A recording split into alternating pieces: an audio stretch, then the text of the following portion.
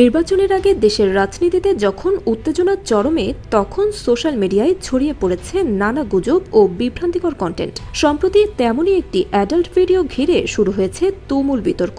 অনেকেই দাবি করছেন ভিডিওতে থাকা নারী জাতীয় নাগরিক পার্টি এনসিপির যুগ্ম আহ্বায়ক তাসনুভা জাবিন। কিন্তু ফ্যাক্ট চেকিং প্রতিষ্ঠান রিউমার স্ক্যানার টিমের অনুসন্ধানে উঠে এসেছে সম্পূর্ণ ভিন্ন চিত্র। ভিডিওটি আদৌ তাসনুভা জাবিনের নয়, বরং তা ভারতের একজন মডেল লাভলি ঘোষের, যিনি ইনস্টাগ্রামে কল মি শেরনি নামে পরিচিত।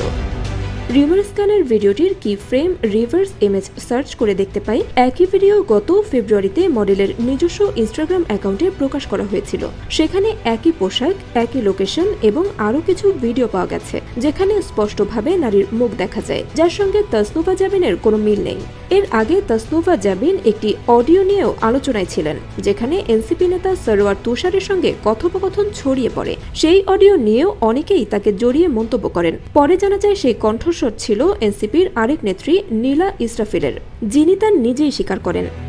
বিশেষজ্ঞরা বলছেন, সোশ্যাল মিডিয়ায় এমন বিভ্রান্তিকর কন্টেন্ট ছড়িয়ে রাজনৈতিক চরিত্র হননের অপচেষ্টা আমাদের গণতান্ত্রিক পরিবেশের জন্য হুমকি।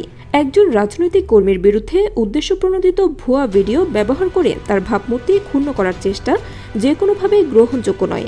এ ধরনের কর্মকাণ্ড শুধু আইনগতভাবেই নয়, নৈতিকভাবেও অপরাধ।